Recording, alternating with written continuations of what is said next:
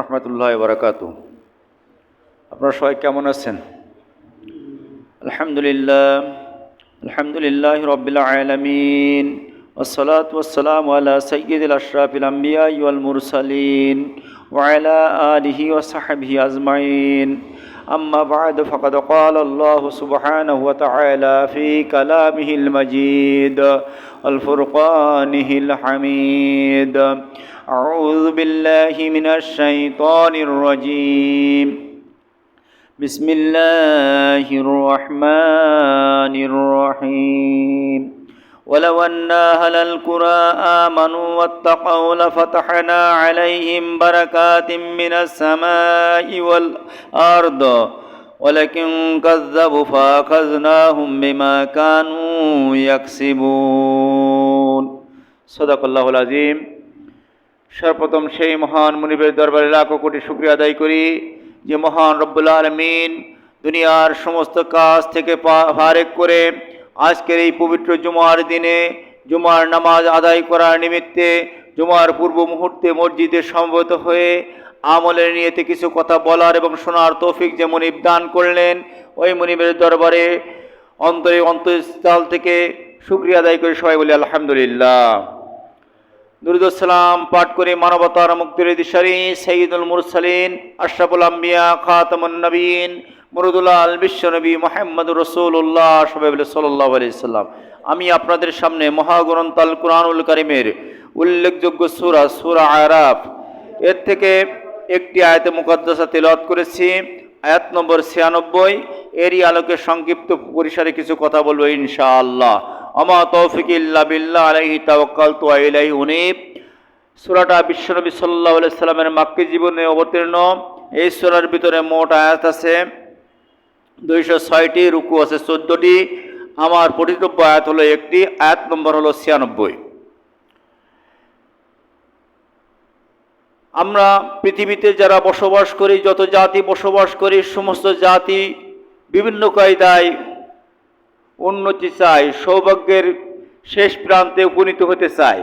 কেউ অর্থনৈতিকভাবে হোক বা কেউ অর্থনীতিটা মেন, তো বলছে যে এইখানে সন্তান সন্ততি সহ সমস্ত মানুষ কার্যক্রম দিয়ে তারা একদম মোটামুটি অর্থনৈতিক পর্যায়ে শেষ দ্বার প্রান্তে স্বাবলম্বী হতে চায়, চাই কিনা, আর পরে নাজাত চাই। তো আল্লাহ রাব্বুল আলামিন বলছেন, পৃথিবীর মানুষেরা যদি তোমরা ঈমান আনয়ন করো, ওয়ালাউ আন্না আহলাল কুরা আমানু ওয়াত্তাকাউ লাফাতাহনা আলাইহিম বারাকাতিম মিনাস সামাই ওয়াল আরদ। এখানে কুরা বলতে জনপদ, গ্রামের লোকেরা। ওয়ালাউ আন্না আহলাল কুরা, জনপদের লোকেরা যদি আমানু ঈমান আনয়ন করে, তাকওয়া আর খোদাভীতি অন্বেষণ করে, লাফাতাহানা আমি অবশ্যই তাদের জন্য খুলে দেব, আলাইহিম বারাকাতিম মিনাস সামাই ওয়াল আরদ, আসমান জমিনের ভিতরে যত বরকতের দরজা আছে সমস্ত বরকতের দরজা আমি তাদের জন্য উন্মুক্ত করে দেব। সবাই বলে সুবহানাল্লাহ। শর্ত কি? ঈমান। যদি জনপদের লোকেরা ঈমান আনয়ন করে, তাহলে আমি আল্লাহ রাব্বুল আলামিন তাদের জন্য আসমান আর জমিনের মাঝে যত বরকতময় জায়গা আছে, বরকতের দরজা আছে, সবগুলো তাদের জন্য উন্মুক্ত করে দেব। তাহলে শর্ত হলো ঈমান। জান্নাতে যাওয়ার জন্য শর্ত হলো ঈমান, আবার বরকতের দরজা খোলার জন্য হলো ঈমান। ঈমান কিনা? তাহলে ঈমান এত মূল্যবান জিনিস। এই ঈমানের যে মূল্য আছে আমরা তো বুঝি না। ঈমান কি তাও তো বুঝি না। মনে করি মুসলিম পরিবারে জন্মগ্রহণ করেছি, মুসলিম অধ্যুষিত বাংলাদেশে জন্মগ্রহণ করেছি, আমরা তো মুসলমান, নাকি? আমরা তো মুসলমান, এইটা মনে করি না। মুসলিম অধ্যুষিত পরিবারে জন্মগ্রহণ করলে মুসলমান হওয়া যায় না। নাম আব্দুল্লাহ হলে, নাম আব্দুর রহমান হলে মুসলমান হওয়া যায় না।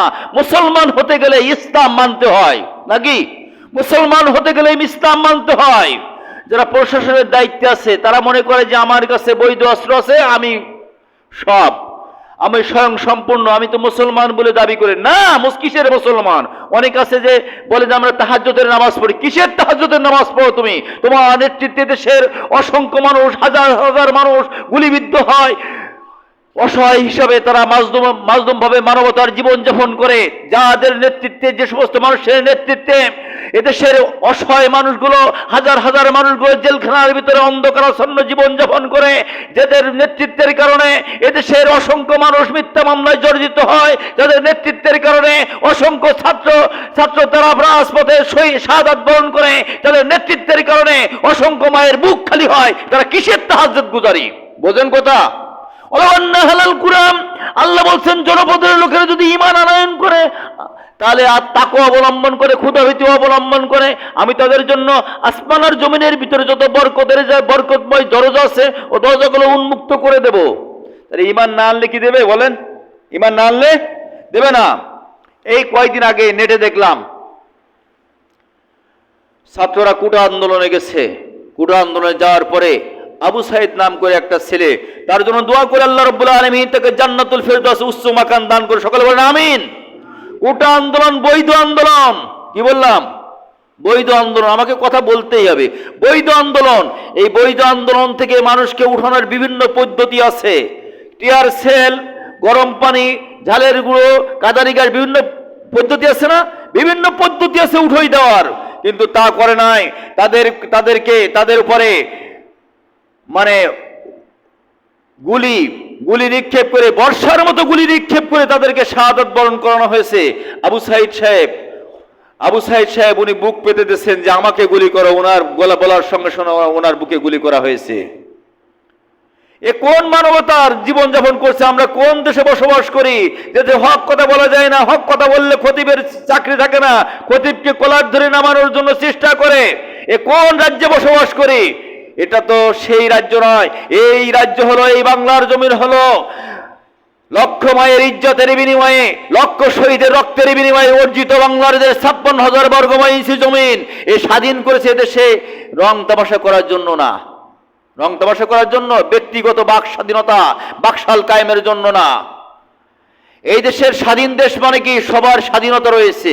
আমি একটা জিনিস চেতেই পারি, আপনি দিতেও পারেন, নাও পারেন। অবশেষে দেখলাম সুপ্রিম কোর্টের রায় মোতাবেক কোটা আন্দোলন মেনে নিল, কিন্তু যে সন্তানগুলোর বুকে গুলি চালানো হলো তাদের অবস্থা কি হলো? একটা ছেলে ভার্সিটি পর্যন্ত যেতে কি লাগে, যারা যাদের সন্তানকে পড়ায় তারাই জানে নাকি? যারা তাদের সন্তানকে পড়ায়, কলিজার টুকরোর সন্তান, যারা চাকরি করে তাদেরও মাসে 10,000 15,000 টাকা দিয়ে কিছুই আর থাকে না, পথ চলতে খুব কষ্ট হয়ে যায়। যারা দিন মজুর আছে তাদের বিষয়টা ভিন্ন। এইভাবে কলিজার টুকরা সন্তানগুলো তাদেরকে অজরে মেরে দিচ্ছ, দেওয়ার পরে তাহাজ্জুদ গুজারি সাধনা। আলাওয়ান্না হালাল কুরআন আমানু ওয়াত্তাকাউ লা ফাতাহানা আলাইহিম বারাকাতিম মিনাস সামাই ওয়াল আরদ।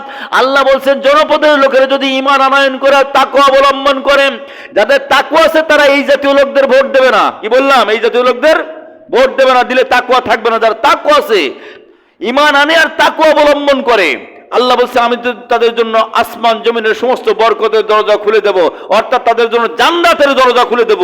সমস্ত বরকতের দরজা মানে কি? জান্নাতের দরজাও তাদের জন্য খুলে দেব। এই জন্য আমাদেরকে ফিরে আসতে হবে পথে। আর আল্লাহ পাক এর পরে বলছেন ওয়ালাকিন কাযযাবু ফাখাযনাহুম বিমা কানু ইয়াকসিবুন। কিন্তু যারা এটা মিথ্যা প্রতিপন্ন করে, যারা মিথ্যা মনে করে, আমি তাদেরকে পাকড়াও করব। মিথ্যা প্রতিপন্ন করার সঙ্গে কি করব? পাকড়াও করব। ইমানের বলে বলিয়ান হয়ে আমাদেরকে সামনে অগ্রসর হতে হবে, হকের প্রতিবাদ করতে হবে। কিসের প্রতিবাদ? হকের প্রতিবাদ করতে হবে। এটা হলো ফরজ।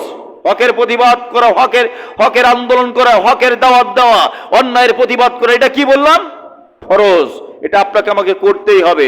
নামাজ যেমন ফরজ, এটাও এরকম ফরজ। একটা ফরজ মানবেন আর একটা মানবেন না, আপনি ইমানদার না। আপনাকে সকল ফরজ মানতে হবে। উজুর 4টে ফরজের 3টে আদায় করলে কি উজু হবে? বলেন হবে? নামাজের 13টা ফরজের 12টা আদায় করলেন, একটা ছেড়ে দিলেন, হবে নামাজ হবে না। অনুরূপভাবে অন্যান্য আদার যে ফরজগুলো আল্লাহ রাব্বুল আলামিন আপনার পরে আমার পরে দিয়েছেন, সকল ফরজগুলো জীবনে মানতে হবে। যদি মানতে পারি তবে আপনি আমি মুসলমান, আপনি আমি ইমানদার। মুসলমান মানে হলো কি? কমপ্লিট সারেন্ডার টু আল্লাহ। আল্লাহর কাছে পরিপূর্ণ মাথাটা সঁপে দেওয়া। আমার ব্যক্তিগত মত দিয়ে একটি পথ একটা পাও দেওয়া যাবে না। আল্লাহ প্রদত্ত, রসুল প্রদর্শিত সকল পথে আমাকে অবলম্বন করতে হবে, সকল পন্থা আমাকে অবলম্বন করতে হবে। কি বললাম? আল্লাহ প্রদত্ত, রসুল প্রদর্শিত না পীর সাহেব প্রদর্শিত, আকাবের প্রদর্শিত না। আল্লাহ প্রদত্ত, রসুল প্রদর্শিত, রসুল করিম সাল্লাল্লাহু আলাইহি সাল্লাম যেভাবে আপনাকে চলতে বলেছেন ওইভাবে আপনাকে আমাকে চলতে হবে। ওইভাবে কি করতে হবে? চলতে হবে। ওইভাবে যদি চলতে পারি তবেই আপনি আমি সফল কাম।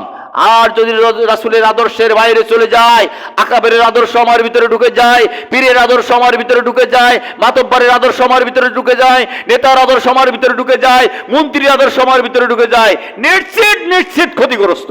কি বললাম? ক্ষতিগ্রস্ত। তার রাসূল করিম সাল্লাল্লাহু আলাইহি সাল্লামকে পরিপূর্ণভাবে ইতাআত করতে হবে। লাকাদ কানা লাকুম ফি রাসূলিল্লাহি উসওয়াতুন হাসানা লিমান কানা ইয়ারজুল্লাহ ওয়াল ইয়াউমাল আখিরা ওয়া যাকারাল্লাহ কাসীরা। আল্লাহ পাক বলেন সূরা আহজাব আয়াত নম্বর 121 এখানে বলে দিলেন তোমরা প্রতিটা সেক্টরে রাসূলের আদর্শ মেনে নাও। কার আদর্শ? রাসূলের আদর্শ মেনে নাও। আপনাকে আমাকে আল্লাহ বলছেন, ও পৃথিবীর মানুষেরা তোমরা কি শোনো না? আমি তোমাদেরকে কোরআনের ভিতরে মেসেজ দিয়েছি, أما لكم لا تقاتلون في سبيل الله والمستضعفين من الرجال والنساء والولدان الذين يقولون ربنا أخرجنا من هذه القرية الظالم أهلها واجعل لنا من لدنك وليا واجعل لنا من لدنك نصيرا। আল্লাহ পাক বলতেন কুরআনুল কারীমের ভিতরে সূরা নিসার 75 নম্বর আয়াতের ভিতরে বললেন যে তোমরা যে ওদের ক্রন্দন কি তোমরা শোনো না? তোমাদের কি হলো যে ওদের বিরুদ্ধে কথা বলছো না? ওদের বিরুদ্ধে তোমরা যুদ্ধ করছো না? তারা মানুষের উপরে অত্যাচার করছে, তারা মানুষের উপরে জুলুম করতেছে, তারা মানুষকে বিনা বিচারে নির্বিচারে গুলিবিদ্ধ করতেছে। ওদের বিরুদ্ধে তোমরা যুদ্ধ করতেছো না, তোমাদের কি হয়েছে? আমালাকুম লা তুকাতিলুনা ফি সাবিলিল্লাহ, তোমাদের কি হয়েছে যে তোমরা ওই আল্লাহর রাস্তায় জিহাদ করতেছো না? তোমাদের কানে কি ওদের আওয়াজ আসে না? ওয়াল মুস্তাদাফিনা মিনার রিজাল, ওই সমস্ত মানুষের কান্নার আওয়াজ কি তোমাদের কানে আসে না? ওই সমস্ত নারীদের হাজারি কি তোমাদের কানে আসে না? সন্তানহারা মায়ের ক্রন্দন কি তোমার কানে আসে না? কে বলছেন? আল্লাহ বলছেন। ওরা কি বলছেন?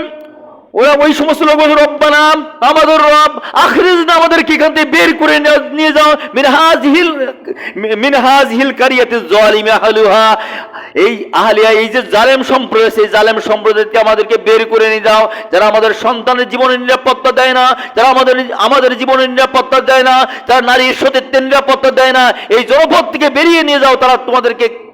তারা আমার কাছে ফরিয়াদ করতে চায়, তোমাদের কি হয়েছে যে তোমরা তাদের পক্ষ অবলম্বন করে তোমরা কথা বলতেছো না? কার কথা?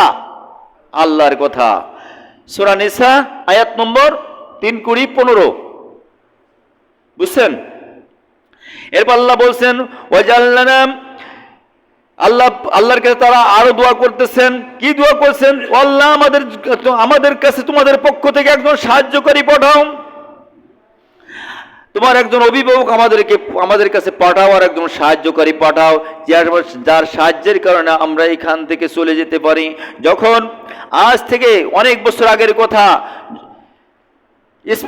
স্পেনের মুসলমানেরা, আজকের পৃথিবীর মানুষেরা কুরআন শরীফ পরিপূর্ণ মানতে রাজি না। কুরআন কি পরিপূর্ণ মানতে রাজি না।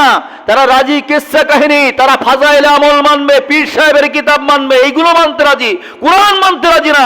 যদি কুরআন আমরা পরিপূর্ণ মানতাম, আজকের পূর্বের দিকে তাকিয়ে দেখেন, কুরআন যখন পরিপূর্ণ মেনেছে তখন বিজয় মুসলমানদের পায়ে সালাম জানিয়েছে, বিজয় মুসলমানদের পায়ে চুমু দিয়েছে।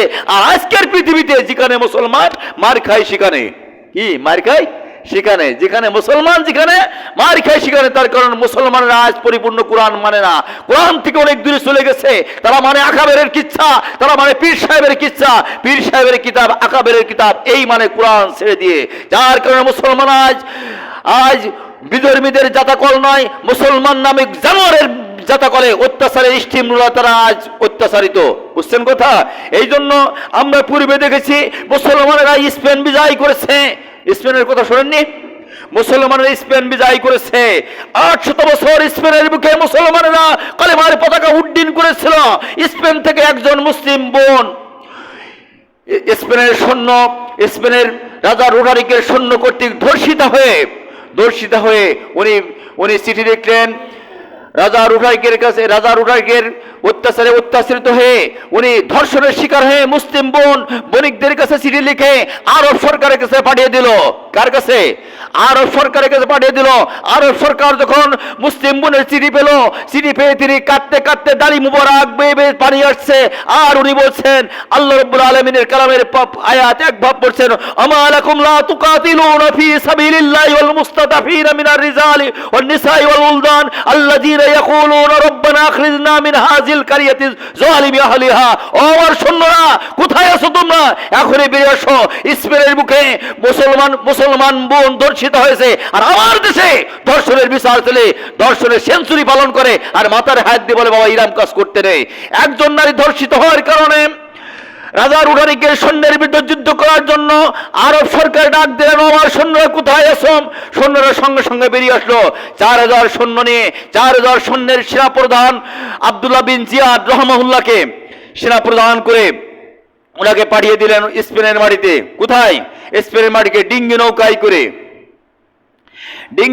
করে তারিক বিন জিয়াদ রহমাহুল্লাহ ওনাকে 4000 সৈন্যের সেনাপ্রধান করে ডিঙ্গি নৌকায় করে আরব সাগর পাড়ি দিয়ে ওনারা স্পেনের মাটিতে চলে গেলেন। স্পেনের মাটিতে যখন চলে গেলেন, স্পেনের মাটিতে চলে যাওয়ার পরে সমস্ত সৈন্যদেরকে এক জায়গায় করে বললেন তোমরা এখানে বসো আর একটা মেম্বার তৈরি করো। আর উনি সমস্ত নৌকার পালগুলো পুড়িয়ে দিয়ে তলা ছিদ্র করে নদীতে আরব সাগরের ভিতর তলায় দিয়ে বললেন আইনাল মাফার, তোমরা পালাবা কোথায়? পিছনে আরব সাগর, সামনে রুডারিকের সৈন্য। হয় যুদ্ধ করে মরবা, না হলে এই আরব সাগরে ডুব দিয়ে হাবুডুবু খেয়ে তোমরা মরবা। কোন দিকে যাবা? বলবো আমাদের জীবন, আমাদের ভিতরে যতক্ষণ রুহু আছে ততক্ষণ পর্যন্ত আমরা যুদ্ধ করব। কি করব? যুদ্ধ করব। তারা যুদ্ধ করলো যখন, এই লোকজন যখন 4000 লোক তারিক বিন জিয়াদ রহমাহুল্লাহ নারায়ে তাকবীর আল্লাহু আকবার স্লোগান দিয়ে যখন সামনের দিকে যাচ্ছে, রোটারিকের সৈন্যরা পিছোতে লাগলো। তারা যে রোটারিকের কাছে যে বলল জাহাপানা কাজ হয়ে গেছে। কোথা থেকে লক্ষ লক্ষ লোক আসছে। লোক কয়জন? 4000। লক্ষ লক্ষ লোক আসছে। তাদের নারায়ে তাকবীর আল্লাহু আকবার প্রকম্পিতে তামাম স্পেন জনক থরথর করে কাঁপছে। আমাদের পায়ের তল থেকে যেন মাটি সরে যাচ্ছে। ওদের সঙ্গে যুদ্ধ করে পাওয়া যাবে না। বলছে তারা কারা? বলছে তাদের নারায়ে তাকবীর আল্লাহু আকবারের স্লোগানে মনে হয় তারা হলো মুসলমান। তারা কি মুসলমান? এই কথা শোনার পরে রোটারিক তার স্ত্রী সন্তান সন্ততি নিয়ে পিছনের দরজা দিয়ে পালায় চলে গেল। বিরাট যুদ্ধে স্পেনের মাটিতে মুসলমানেরা কালেমার পতাকা উড্ডয়ন করে 800 বছর শাসন করেছে। আমরা সেই মুসলমান জাতি আজ বিড়াল বেশে বসে আছি। আজকের আমাদের বলার কিছু নেই মাজলুম, তার কারণ আমরা কোরআন থেকে দূরে সরে গেছি। কোথা থেকে? কোরআন থেকে দূরে সরে গেছি। আমরা দেখেছি যে মুসলমান যারা প্রকৃত মুসলমান, এই মুসলমানেরা কখনো মাথা নত করে না। মুসলমানদের কথা হিংস্র প্রাণীতেও শোনে। কারা? হিংস্র প্রাণীও শোনে মুসলমানদের কথা। মুসলমানদের কথা হিংস্র প্রাণী শোনে, মুসলমানদের কথা সাগরের পানিও শুনে মুসলমানদের কথা। মুসলমানেরা আফ্রিকার গভর্নর আফ্রিকায় যখন দিনের দাওয়াত নিয়ে গেছে, দাওয়াত নিয়ে যাওয়ার সময় সংবাদ পেয়ে আফ্রিকার গভর্নর গেরিরিয়াস মুসলমানদের পথ রদ্দ করে সাগরের সমস্ত টাইগ্রিস নদীর সমস্ত নৌকাগুলো সব ক্লোজ করে নিলেন। কি করে নিলেন? সমস্ত নদীর থেকে নৌকাগুলো ক্লোজ করে নিলেন যে কিভাবে পার হবে। আমরাও বাংলার জমিতে দেখি যখন বিরোধী দল আন্দোলন ডাকে তখন ফেরি বন্ধ হয়ে যায়। বুঝছেন? ফেরি বন্ধ হয়ে যায়। আফ্রিকার গভর্নর গেরিরিয়াস উনি যখন সমস্ত নৌকাগুলো ক্লোজ করে নিলেন আর নদী পার হওয়ার লাইন নেই, হযরত সাদ বিন আবি ওয়াক্কাস রাদিয়াল্লাহু তাআলা আনহু উনি ছিলেন ওই দলের প্রধান। উনি বললেন ও আসহাবে রাসূল সাল্লাল্লাহু আলাইহি সাল্লাম, রাসূল প্রদত্ত দিনকে তোমরা এইখানে এই টাইগ্রিস নদীর পাড়ে রেখে যাবে না আফ্রিকার ভূখণ্ডে নিয়ে যাবে?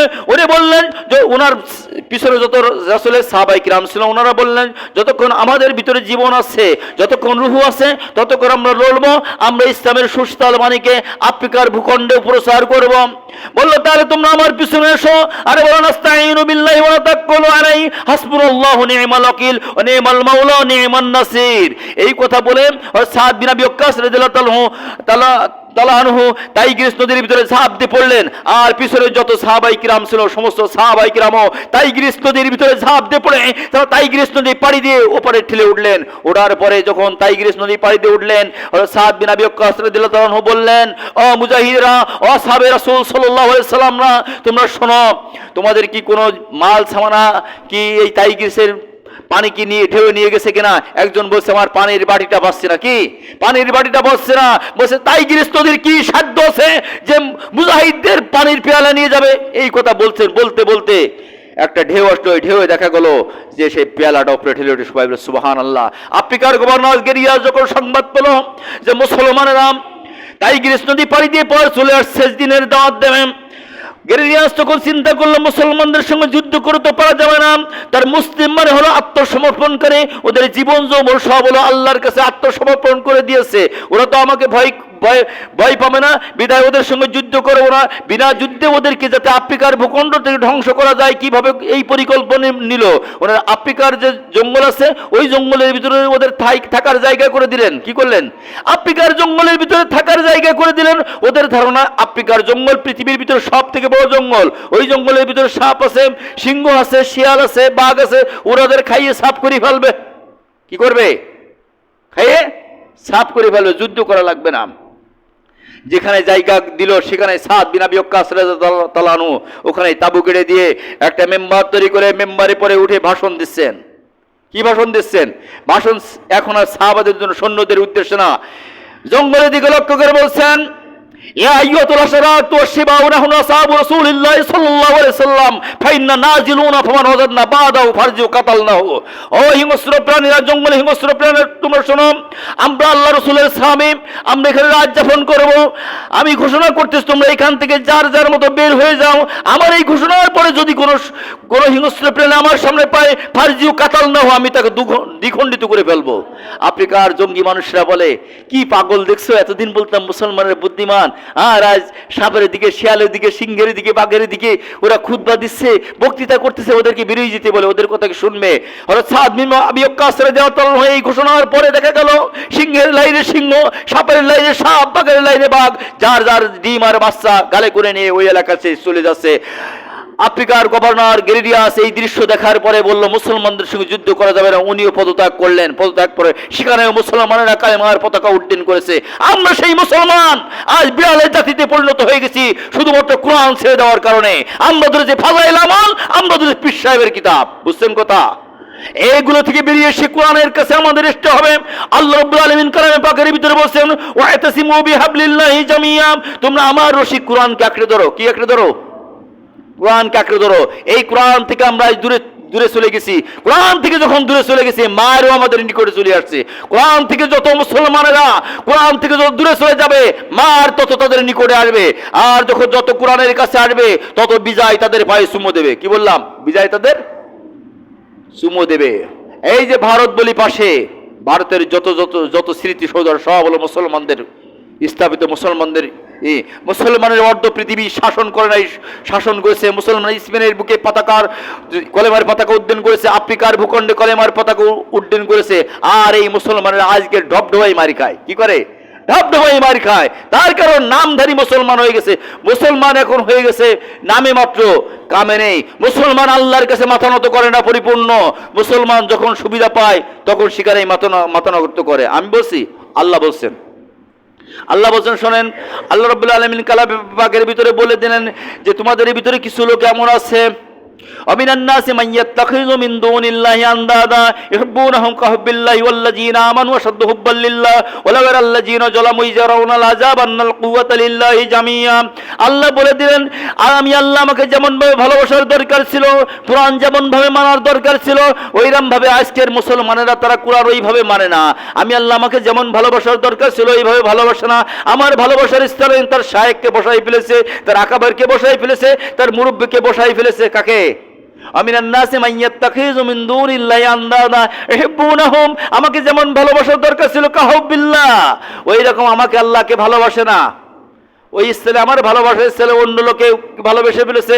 নামাজে সূরা ফাতিহা পড়ে, সূরা ফাতিহা পড়ে ওই সূরা ফাতিহাকে আর বাইরে নিয়ে যায় না। সূরা ফাতিহার ভিতরে পড়ে ইয়্যাকা না'বুদু ওয়া ইয়্যাকা নাস্তাঈন, আল্লাহ তোমারই গোলামি করে, তোমারই দাসত্ব করে, কিন্তু অন্য জায়গায় যাই নেই, অন্য জায়গায় যাই নেই। আইলকাটায় নেই, ব্যবসায় নেই, ভোটে নেই, রাজনীতি নেই, কোর্টে নেই, কোনো জায়গায় নেই।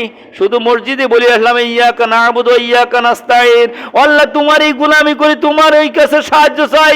সন্তান হচ্ছে না, পীর সাহেবের কাছে চলে যায়, যে পীর সাহেবের দরগায় সিজদা দেয়, মান্দারডাঙ্গি বাজারে ইট ঝুলো। এরকম মুসলমান তো আমার এলাকায় নেই। আছে? আমার এলাকায় নেই, অন্য এলাকায় আছে। বাংলাদেশে আছে কিন্তু অন্য এলাকায়, আমার এখানে নেই। আল্লাহ বলছেন নামাজও পড়েন, নামাজের উত্তর পড়ছেন ইয়াকা না'বুদু ওয়া ইয়াকা নাস্তাঈন, আল্লাহ তোমারই গোলামি করি, তোমারই দাসত্ব করি। আর বাইরে যেই সন্তান হচ্ছে না, পীর সাহেবের কাছে সন্তান চাই, মান্দারের কাছে সন্তান চাই, দেরে মান্দারে যে একটি সন্তান দে, কামাই খাওয়ার আশা নেই, মরি গেলি মাটি দেবে কে। কি কথা শুনেছেন? এই আশা নিয়ে তারা চলে। এই জন্য তারা আল্লাহর ইবাদত করে, শয়তানের ইবাদত করে। দুইজনের ইবাদত যারা করে তারা কি বলেন তো? দুই নৌকায় পা দিলে কি তীরে যাওয়া যাবে? দুই নৌকায় পা দিলে কিন্তু তীরে যাওয়া যাবে না। এই জন্য কোরআন পরিপূর্ণ মানতে হবে। কোরআন কি করতে হবে? পরিপূর্ণ মানতে হবে। যদি মানতে পারি তবেই কিন্তু আপনার আমার জন্য সফলতার দ্বার খুলে যাবে। ওয়ালাউ আন্না আহলাল কুরআন আমানু ওয়াত্তাকাউ লাফাতাহনা আলাইহিম বারাকাতিম মিনাস সামাই ওয়াল আরদ। আল্লাহ রাব্বুল আলামিন সূরা আরাফের 96 নম্বর আয়াতের ভিতরে বলেছিলেন, জনপদের লোকেরা যদি আমি আল্লাহ আমার পরে ঈমান আনয়ন করে, আমাকে পরিপূর্ণ মেনে নেয় আর আমার গোলামি করে, তাহলে আমি আল্লাহ রাব্বুল আলামিন তাদের জন্য আসমান আর জমিনের সমস্ত সফলতার দ্বার খুলে দেব। কি খুলে দেব? সফলতার দ্বার খুলে দেব। ঈমান থেকে চলে যাবে মুসলমান, সঙ্গে সঙ্গে তারপরে জুলুম অত্যাচার চলে আসবে। বুঝছেন? আবার ঈমানদারের পরেও আসে, ঈমানদারকে পরীক্ষা করা হয়। ঈমান থেকে চলে ঈমানদারকে পরীক্ষা করা হয়, সঠিক ঈমানদার কিনা। কে করে? আল্লাহ করে। কোরআনে আছে? দলিল নেন।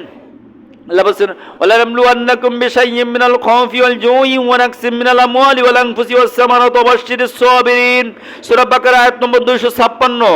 আল্লাহ রাব্বুল আলামিন বলে দিলেন, অবশ্যই অবশ্যই আমি তোমাদেরকে পরীক্ষা করব, তুমি খাঁটি ঈমানদার কিনা, জীবন নিয়ে, জান এবং মাল নিয়ে। এরপরে সূরা আনকাবুতের ভিতরে বলছে আহসিবান নাস ইয়াতরুকা ইয়াকুলু আমান্নাহুম লা ইফতানুন। মানুষটা কি মনে করেছে যে ঈমান আনলাম আর তাকে ছেড়ে দেওয়া হবে, তার পরীক্ষা নেওয়া হবে না? অবশ্যই তাকে পরীক্ষা করব। এই পরীক্ষায় টিকে থাকতে হবে। পরীক্ষায় যদি টিকে থাকতে পারি তবেই আপনি আমি সফল কাম। বুঝছেন কথা? তাহলে মূল আলোচনার মূল বিষয় কি পেলাম? যে আপনাকে আমাকে ঈমান আনতে হবে পরিপূর্ণভাবে। ঈমান ওয়ালাউ আন্না আহলাল কুরআ আমানু ওয়াত্তাকওয়া, ঈমান আনার পরে তাকওয়া অবলম্বন করতে হবে, আল্লাহ ভীতি অবলম্বন করতে। আল্লাহ আমাকে দেখতেছে। এমন চাকরি করি যে একটা গুলি করার পরে বউ আমাকে ডিভোর্স দিয়ে বুড়ো বয়সে চলে গেল। বুঝছেন? এমন চাকরি করি, বউ 3 সন্তানের মা বুড়ো বয়সে ডিভোর্স দিয়ে চলে গেল এক আবু সাইদকে গুলি করার কারণে, যে তোর মতো স্বামীর ঘর আমি আর করব না। এমন চাকরি করাছে। মরহুম আল্লামা দিলওয়ার হোসেন সাইদি রহমাতুল্লাহ আলাইহি বলছিলেন, যে চাকরি করতে যে বিবেক বিক্রি করতে হয়, ওই চাকরি করার থেকে পানের দোকানদারি করে খাওয়া ভালো। কি বললাম? পানের দোকানদারি করে খাওয়া ভালো। তার কারণ ওখানে ঈমান থাকবে, ওখানে ঈমান থাকবে।